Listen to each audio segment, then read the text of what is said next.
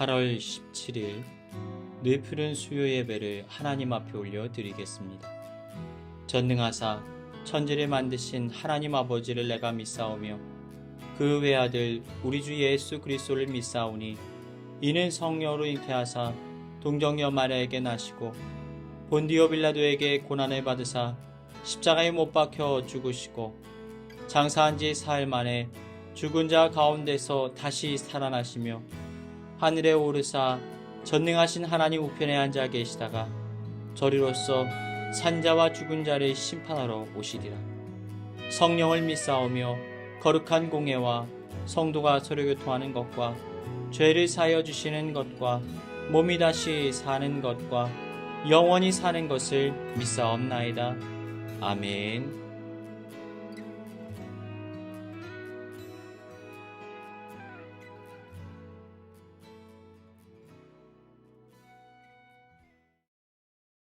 오늘 말씀은 우리가 히브리서의 말씀으로 하나님의 은혜를 나누겠습니다. 히브리서의 그 저자에 관하여서는 정확하게 알려진 것이 없습니다. 누가 기록했는지 미지수입니다. 그러나 신실한 하나님의 사람, 또 교회의 지도자들을 통하여서 이 본문이 기록되었노라고 학자들은 추정합니다. 어떤 이들은 바울이 기록했다라고 말하기도 하고요. 또 어떤 이들은 바나바가 기록했다고 하기도 합니다. 그 밖에 모든 성경의 인물들이 등장해요. 아볼로, 빌립, 브리스길라, 실라, 혹시 성경을 기록하지 않았을까 추정합니다. 근데 여기에서 근거가 되어지는 것은 아마 유대인이었다가 개종하여서 기독교인이 되었을 것이다. 그것을 추정을 합니다. 왜냐하면 이 율법에 대해서 굉장히 정통한 기독교인이 이 히브리서를 기록하고 있습니다. 물론 하나님의 영감에 의하여서 이 말씀을 기록하고 있는 거예요. 그래서 이 성경이 기록되어진 목적은 그 당시에 핍박과 고난이 극심했던 상황 속에서 초대교회의 잃어버린 신앙을 다시 회복시키고 믿음을 붙돋기 위하여서 예수 그리스도를 온전히 바라보게 하기 위해서 이 편지가 기록이 되었습니다. 근데 조금 더 이 성경을 읽는 수진자를 좁혀서 보자면 유대인들이에요. 과거에 유대인이었다가 예수님을 다시 믿음으로 말미암아 구원받고 그리스도인이 되었는데 핍박을 통하여서 약간 유대교 쪽으로 다시 돌아가려고 하는 믿음이 흔들거리는 자들을 향하여서 이러한 편지를 보내게 되었던 것입니다. 그러면서 예수 그리스도가 누구신지에 대해서 분명하게 기록하고 있는 거예요. 여러분, 우리가 이스라엘 땅도 한번 밟아봤지만 거기에는 여전히 유대인들이 신앙생활을 열심히 하고 있습니다. 구약의 말씀을 붙들고 신앙생활을 열심히 하고 있어요. 그런데 그들이 믿지 못하는 것이 단 하나, 가장 중요한 건데 그걸 믿지 못해요. 무엇입니까? 예수 그리스도를 인정하지 않아요. 예수 그리스도를 믿지 않았다는 것입니다. 저희가 아직도 인상 깊었던 그 이스라엘 성지 순례 때 한 사건이 있는데요. 그곳이 저희가 열심히 찾아서 길을 헤매면서 갔는데 예수님께서 사역을 마치시고 잠시 몸을 쉬셨던 곳이에요. 그래서 거기에서 조금 우리가 은혜를 나누기를 원해서 찾고 있었습니다. 근데 공교롭게도 거기에 유대인들이 캠핑을 하고 있었어요. 그래서 유대인들한테 물어봤죠. 어디로 가야지 예수님께서 잠깐 쉬셨던 성경의 그 자리를 발견할 수가 있느냐. 그 유대인의 말이 걸작이었습니다. 여기에 좋은 데가 얼마나 많은데 굳이 거기를 찾느냐고. 아직도 그게 너무 생생하게 느껴져요. 그러니까 그들이 느낄 때는요, 예수님에 대해서 인정하지를 않는 거예요. 예수님을 선지자 중에 그냥 한 사람으로 여기고만 있을 뿐입니다. 그리고 앞으로 오실 메시아만을 고대하고 있어요. 여러분, 그들이 얼마나 믿음이 신실한지 몰라요. 여러분, 유대인들의 기도 들어보셨습니까? 곁에서 있기만 해도요, 가슴이 절절할 정도로 녹아내릴 정도로 얼마나 눈물을 흘리며 기도하는지 몰라요. 우리 한국 교회를 바라보는 것 같아요. 믿음이 신실한 교회가 다 같이 통성기도 하시겠습니다 할 때 눈물 흘리면서 기도하는 그런 느낌을 받아요. 아니, 이렇게 믿음이 신실하단 말이야. 안식일이 되면요, 이들이 자기들이 안식일에만 입는 옷을 입고 온 가족이 손을 잡고 걸어 나옵니다. 왜 걸어 나오는지 아세요? 안식일을 지키기 위해서요. 차를 몰면 일을 하는 거니까 일찍부터 집 앞에서 나서는 거예요. 걸어서 그 유대인의 회당까지 가는 거예요. 그런데 유감스럽지만 너무나 안타깝지만 그들 가운데 진리가 없어요. 예수 그리스도가 없다라는 거예요. 구원의 은혜를 누릴 수가 없다라는 것입니다. 깨달으시길 주님의 이름으로 축복합니다. 오늘 이 히브리서는 그래서 이들에게 얘기하고 있는 거예요. 너희들의 진짜 그 복음의 가치, 너희들의 신앙의 진리가 무엇이냐, 정수가 무엇이냐, 바로 예수 그리스도를 바르게 깨달아 알아야 한다는 것입니다. 사랑하는 여러분, 우리의 신앙과 우리의 삶의 자리에도 가장 중요한 게 무엇입니까? 바로 예수 그리스도예요. 우리에게 형식이나 외형이 중요한 것이 아닙니다. 가장 중요한 것은 예수 그리스도께서 나를 위하여 물과 피를 쏟으시고 나의 죄를 해결하시고 나를 하나님의 자녀 삼아주셨다는 그 사실을 믿기만 하면 우리가 구원의 은혜를 누리게 된다는 거예요. 믿으시기 주님의 이름으로 축복합니다. 그 사실이 믿어지는 순간 우리는 하나님의 자녀가 되는 것이고 하나님과의 막혔던 관계가 회복되어지는 것이고 우리가 아브라함의 자녀가 되어지는 것이고 하나님의 상속자로서 은혜를 누리며 오늘을 살아갈 수 있는 축복과 은혜가 넘쳐나게 되는 것입니다. 사랑하는 여러분, 예수 그리스도를 여러분의 마음 가운데 품으십시오. 예수 그리스도를 통하여 은혜의 복을 누리시길 주님의 이름으로 축복합니다. 히브리서의 중심 주제는 그래서 예수 그리스도예요. 자, 1절부터 우리가 말씀을 한번 살펴보도록 하겠습니다. 1절부터 2절.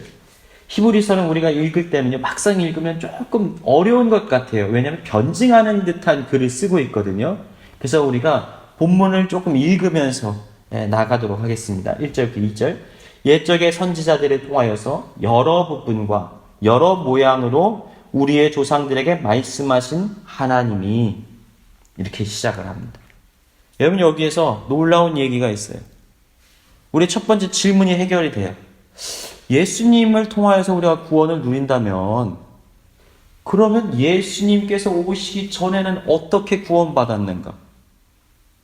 교회라는 것이 없었을 때 어떻게 그들이 하나님을 알고 예수 그리스도를 통하여서 구원의 은혜를 누릴 수 있었는가에 대해서 우리에게는 질문이 있어요. 그럼 예수님 믿지 않던 조상들, 예수님 믿기 이전의 사람들은 다 지옥에 있는 건가? 여기에 해답이 나와 있는 거예요. 뭐라고 말씀하십니까? 선지자들을 통하여서 여러 부분과 여러 모양으로 우리의 조상들에게 뭐 하셨다? 말씀하셨다라는 거예요. 그러니까 예수 그리스도를 믿을 수 있는 기회를 허락하셨다라는 것입니다. 여러분, 아브라함이 어떻게 예수님을 믿습니까? 뭐라고 성경에 말해요? 다윗이 어떻게 예수님 믿습니까? 구원받을 수 있도록 하나님의 그 자녀 메시아가 이 땅에 오실 것을 그들이 미리 믿은 거예요. 그래서 그것을 통하여서 구원의 은혜가 임하게 되었던 것입니다. 믿으시기에 주님의 이름을 축복합니다. 또 세상을 통하여서 여러 모양과 여러 방법으로 우리가 설명할 수 없고 이해할 수 없는 수없이 많은 방법으로 메시아에 대해서, 구원자에 대해서, 오실 예수 그리스도에 대해서 하나님께서 이미 선포하셨다라는 거예요. 그리고 그것을 믿는 자들이 있었다라는 것입니다. 그런데 이러한 상황 속에서 바로 예수님께서 약속을 성취하기 위해 이 땅에 오셨습니다. 2절. 이 모든 날 마지막에는 아들을 통하여서 우리에게 말씀하셨으니 이 아들은 만유의 상속자로 세우시고 또 그로 말미암아 모든 세계를 지으셨느니라. 사랑하는 여러분, 예수 그리스도께서 이 땅에 오신 것을 믿으시길 주님의 이름으로 축복합니다. 여러분, 수없이 많은 기적들이 일어나요. 우리 믿는 자들에게는 놀라운 하나님의 역사가 일어납니다. 그런데 그 기적의 역사, 병든 자가 고침을 받고 묵혀있던 것들이 풀어지고 깨어진 것들이 싸매어짐을 당하고 막혔던 것들이 열리게 되는 하나님의 놀라운 역사만큼이나, 아니 그것보다도 더 놀라운 역사가 있는데 그게 뭔지 아십니까? 예수 그리스도가 선명하게 믿어지는 거예요. 여러분 2000년 전 예수님께서 십자가에 못 박혀 죽으시고 부활하신 사실이 믿어지십니까? 여러분 보셨습니까? 보지 않았어요. 우리는 경험하지 않았어요. 그런데도 어떤 일이 일어나는 거예요? 기적과도 같은 일이 일어나는 거예요. 마치 우리가 예수님의 십자가를 그 발치에서 가까이 보고 있는 것과 같은 선명한 믿음이 내 안에 있다는 게 이해할 수 없는 일 아닙니까? 1년 전의 일도 우리 가운데 생각 속에서 가물가물해요. 어렸을 때 일들은 기억이 나지도 않아요. 그런데 눈에 보지도 않았던 2000년 전의 역사가 내 마음 가운데 선명하게 여전히 보인다는 거예요. 눈을 감고 예수님을 묵상하기만 하면 마치 예수님께서 나를 향하여서 자애하신 모습으로 내가 다 이루었다. 너는 내 아들이야 라고 말씀하시는 그 음성이 들리는 듯해요. 그 역사가 어떻게 일어납니까? 이게 기적이에요. 설명할 수 없는 놀라운 역사가 우리의 삶의 역사 가운데 일어나고 있는 거예요. 죽은 자가 살아나는 것보다 더 놀라운 역사가 우리의 삶의 현장 가운데 일어나고 있는 것입니다. 사랑하는 여러분, 예수님을 믿는 것 자체가 기적입니다. 믿으시길 주님의 이름으로 축복합니다. 그래서 이것은 내가 믿는 것이 아니라 성경이 뭐라고 말씀하고 있어요? 하나님의 선물이라는 거예요. 선물이. 내가 믿고 싶은 것이 아니라 믿어지는 선물을 누리게 되는 거예요. 우리가 복음을 전합니다. 전도에 미련한 것으로 하나님께서 구원을 이루게 하신다고 약속하셨어요. 그런데 그 말을 듣는 순간 우리의 말로 설득을 하는 게 아니라 순간 하나님의 영이 그 영혼 가운데 임해서 그가 그 예수님의 부활의 역사와 그 십자가의 사건이 믿어지는 역사가 일어나는 거예요. 무언가 내 안에 해결되어지 않았던 삶의 모든 문제들, 내 영혼의 갈급함이 순간 채워지는 거예요. 물동이를 버려두고 예수를 따릅니다. 그 요한복음의 그 여인처럼, 수가성의 그 여인처럼 예수님을 인하여서 자신의 마음 가운데 공허함이, 목마름이 해결되는 역사가 나도 모르게 일어나는 거예요. 사랑하는 여러분, 우리는 기적의 사람들입니다. 예수 그리스도의 놀라운 십자가의 사건이 믿어지는 자들이에요. 구원의 은혜가 임한 자들입니다. 그러한 믿음의 확신을 가지고 오늘을 살아가시길 주님의 이름으로 축복합니다. 자, 그런데 이러한 예수님께서 이미 이 땅에 오셨어요. 그리고 승천하셨죠. 그리고 언젠가 다시 오셔서 이 세상을 심판하시는 거예요. 우리가 예수님을 믿는다라는 것은 5가지를 믿는 거예요. 5가지. 첫 번째 뭐예요? 예수님의 탄생. 동정녀 탄생을 믿는 거예요. 예수님 어떻게 태어나셨습니까? 하나님의 영으로 인간의 어떤 씨앗으로 말미암지 않고 하나님의 영으로 잉태하셨다는 거예요. 그래서 그것이 중요한 거예요. 하나님의 아들이시기 때문에 죄가 없으시다라는 거예요. 또 예수님께서 어떻게 하셨습니까? 십자가에서 죽으신 사실을 믿는 거예요. 누구를 위하여서요? 우리를 위하여서 십자가에 못 박혀 죽으셨다라는 것입니다. 우리의 고통과 우리의 질고를 대신 짊어지고 우리와 함께 아파하시며 십자가에 달려 죽으셨다라는 거예요. 그리고 어떻게 하셨습니까? 예수님께서 다시 부활하셨어요. 부활하셨다라는 건 뭐예요? 죄의 삭은 사망인데 죄를 이기시고 죄를 해결하셨기 때문에 다시 살아나셨다라는 것입니다. 여러분, 이게 중요한 메시지가 담겨져 있는 거예요. 그래서 우리 믿는 자들의 죄의 문제가 어떻게 됐습니까? 해결되었기 때문에 죄가 없기 때문에 죽음을 통과하여서 우리가 부활의 몸을 입게 된다는 거예요. 중요합니다. 그래서 부활이라는 것이 굉장히 중요해요. 우리의 죄가 사여졌다는 것을 의미하는 거예요. 그 다음 어떻게 되셨습니까? 예수님께서 다시 하늘에 오르셔서 하나님의 우편에 앉으셨다는 거예요. 그리고 언젠가 다시 이 땅에 재림하셔서 완전한 심판주로서 세상을 하나님의 나라로 온전히 만드신다는 거예요. 우리는 이 5가지 사실을 믿고 오늘을 살아가야 하는 자들입니다. 그런데 이 5가지 이전에 그럼 하나님 예수님께서는 무엇을 하셨는가? 성경이 말하고 있어요. 모든 세계를 지으셨다. 만유의 상속자로 삼으셨다라고 말합니다. 하나님께서 예수 그리스도께서 세상을 만드실 때 그분이 함께 하셨다라는 거예요. 그리고 권세와 영광으로 이 세상의 모든 것들을 지으시고 다스리셨다라는 것입니다.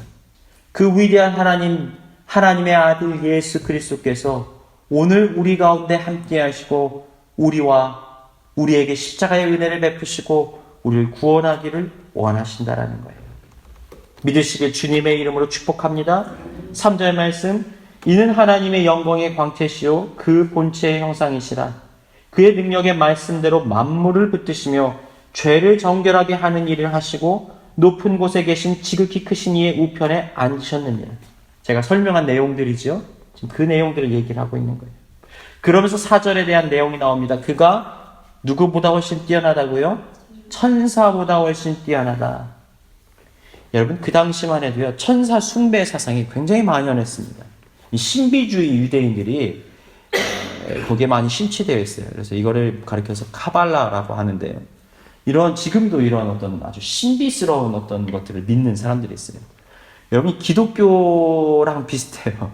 유대인들도 마찬가지입니다. 오순절, 좀 더 영적인 것들에 대해서 성령 사역이나 이런 쪽에 관심을 많이 기울이는 것처럼 이 유대인들 중에도 이러한 어떤 신비주의 사상에 심취된 사람들이 있었습니다. 그런데 이런 신비주의 사상의 문제는 뭐냐면 이단적인 성향을 가지고 교회 안에 침투해 들어왔다는 거예요. 그래서 눈에 보이는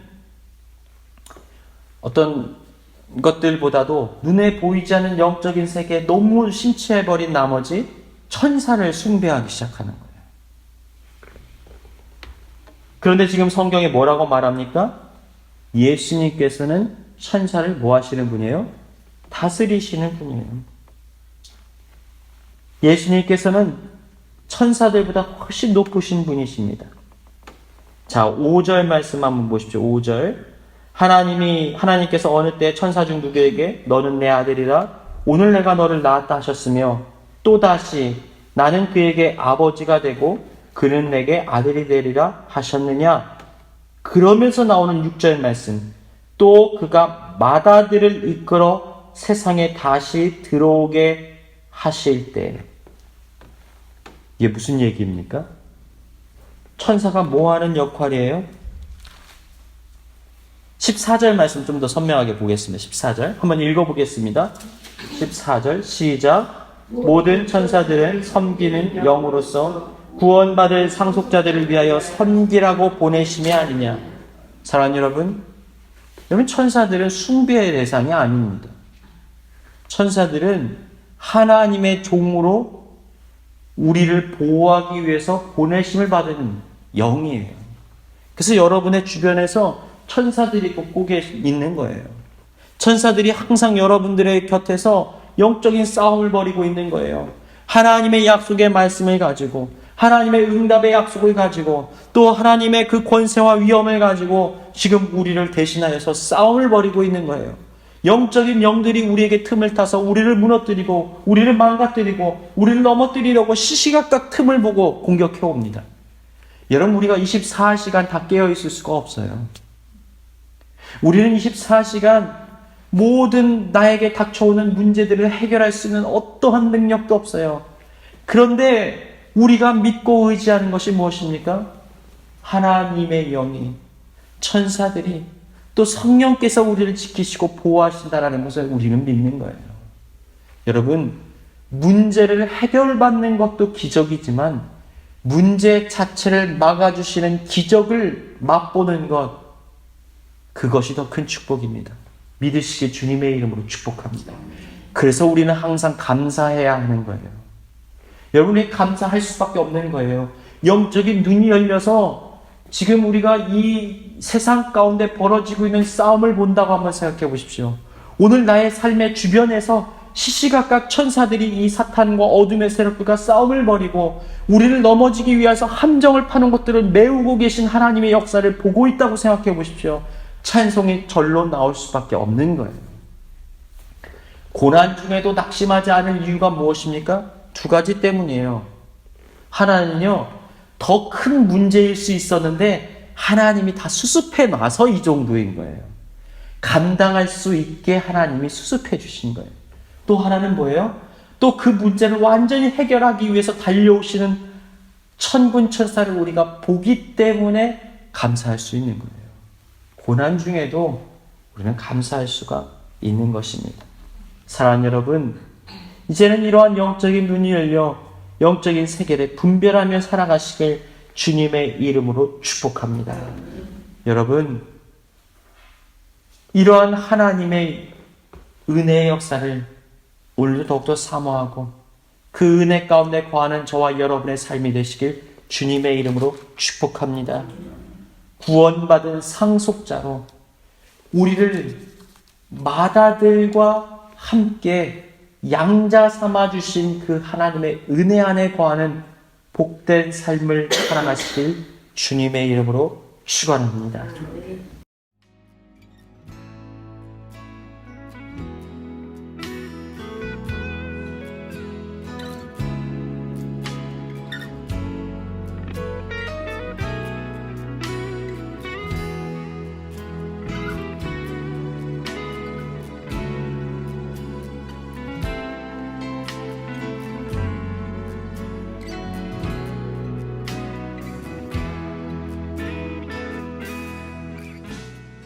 이 시간 교회에 주신 공동의 기도 제목을 가지고 다 같이 기도하시겠습니다.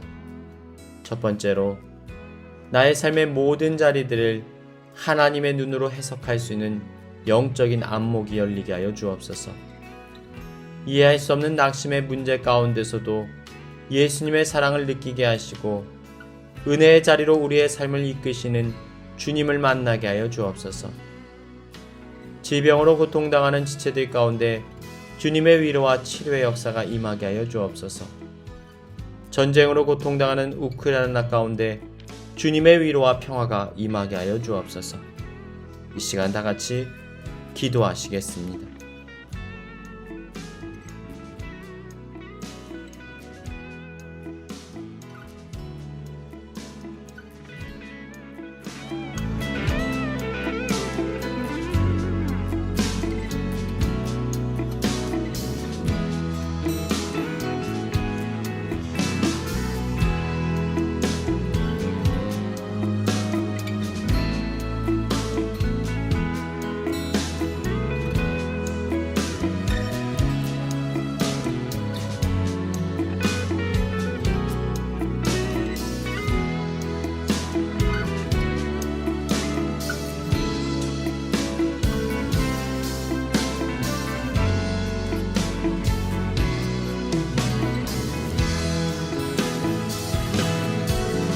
이제는 우리 구주 예수 그리스도의 크고 깊은 은혜와 아버지 하나님의 한없으신 사랑하심과 보혜사 성령님의 우리와 늘 함께하심의 은혜가 우리를 하나님의 상속자로 삼으시고 천사들을 통하여 보호하시는 그 은혜를 누리며 이 땅을 살아가길 소망하는 주님의 자녀들 가운데 이제로부터 영원까지 함께하시기를 간절히 축원하옵나이다.